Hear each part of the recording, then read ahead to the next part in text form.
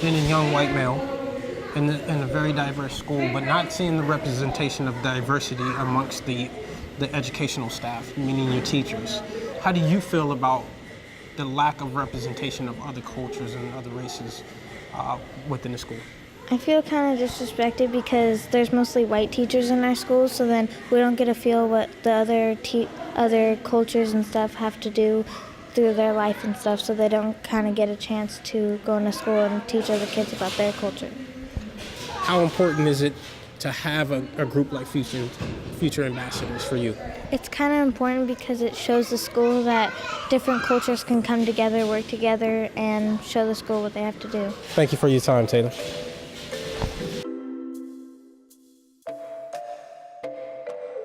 Future Ambassadors' mission is to help the community and making it a better place by showing a positive attitude and always being respectful. Representing our school by having diversity and individuality.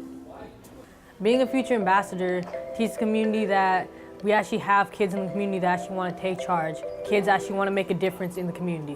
The minute that a student feels that support, feels that you have their back, you can see that confidence enter their body.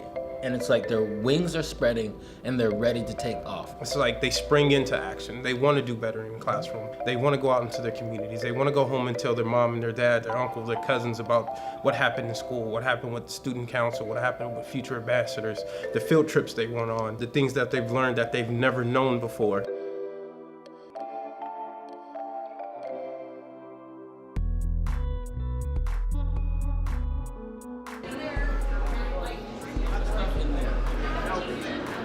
Whereas the melting pot theory, you come together.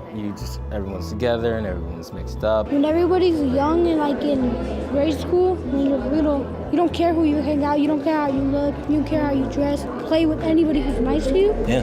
But why is it so different when we grow up? When we grow up, like, it matters how you dress, how you look.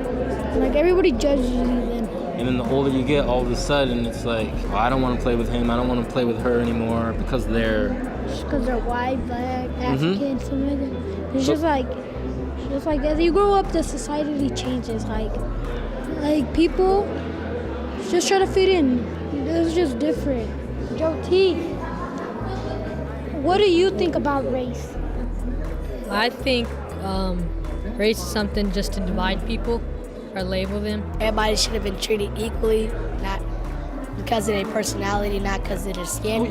I'm Native American and white. You feel like that's talked about enough, like American Indian heritage and... Not really. Yeah. Do you know what you could do about that? I could ask my teacher. Yeah, absolutely. Because I think it's really important, right? There's a deep wealth of history there. It's important to show that George Middle School is very mixed race and that every kid has a voice and that it's not just one type of person, that no matter what your skin color is, you can still take charge. We purposely sought out a diverse group of students. The message that we send to them is that everyone is on the same plane when we're talking about what's fair, what's not fair, justice, injustice, equality, inequality. So we have that same conversation. If students are having a difficult time, we address that as a body. You can say what you want to say when you're in a group, say what's on your mind, and say if you did good this week or bad this week.